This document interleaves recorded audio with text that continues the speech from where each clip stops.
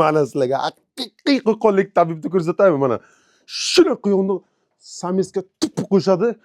Sames tap qiladi. Shuni olib, shuni qorinda ushlasa bo'g'oz emasligini aytib ber. Bu talant. Bu Evrika. Bu talant bu. Shuni quyonni qo'yishadi.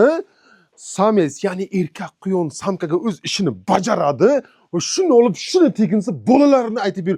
Bu talant. Aka, siz yangiliksiz bizlar uchun. Qo'l ko'tarib tasdiqlaymiz. Zo'r. Ko'rib turibsizlar, har doimday mijozlarimiz bilan shunaqangi pozitiv, hazilona kayfiyatda men davom etaman. Bitta video oldik. Quyonni misol uchun sababi qilinib, qochirilib, mijozga sotayotganda bu holatda sababi qilindi. Toki 20-15 kungacha buni bo'g'oz yo bo'g'oz emasligini aniqlab, iloji yo'q aniqlashni. O'sha videoda aniqlash mumkin.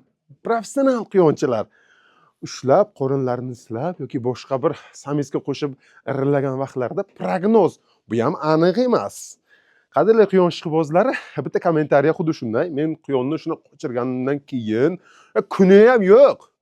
Qochirganimdan keyin qorinini ushlab bo'g'ozligini aytib beraman. Haqiqatan ham bu Evrika. Quyon videoda ma'lumotlar to'liq berilgan. Quyon qochiriladi. Ma'lum bir vaqtlar o'tilgandan keyin chishlar yoziladi. 15 kundan keyin qorinini ushlash orqali ehtiyotkorlik bilan bolalarni aniqlash mumkin. Yana bitta xavfsiz usuli, lekin bu yerda aniqlash prognozi uji kamayadi. 50%, misol uchun, например, 60% ga 40% deyiladi. Ushlab ko'rish 89% bo'lsa agar, u prognozni aniqlik foizi 60%. Sabab nimaga? Misol uchun ushlab ko'rish xavfli. Bolasini nobud bo'lib qolishi mumkin. Keyingisi, samesga qo'shyapsiz, quyon irilyapti. Bu holatda ham 60% garantiya berasiz. Quyonchilar, akalarim, hay, men bitta gapiraman, ustozlarimiz to'g'rilashadi. Quyon boqish jarayonida yolg'on homiladorlik ko'p uchraydi. Ko'p quyonlarda samesga qo'shasiz, rillaydi, boshqa qiladi, samesga o'zini yaqinlashtirmaydi. Siz yozgan chislangizga qarab bir oy kutasiz, 2-3 hech nima yo'q. Quyon u vaqtgacha yunglarini yulib, raddomcha tayyorlab, как будто tug'aman deb turadi. Lekin hech balo yo'q. Bunaqasini bilardingizmi? Agar bilmasangiz, siz demak quyonchi emassiz.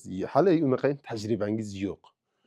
Misol uchun men professional quyonchi demayman o'zimni.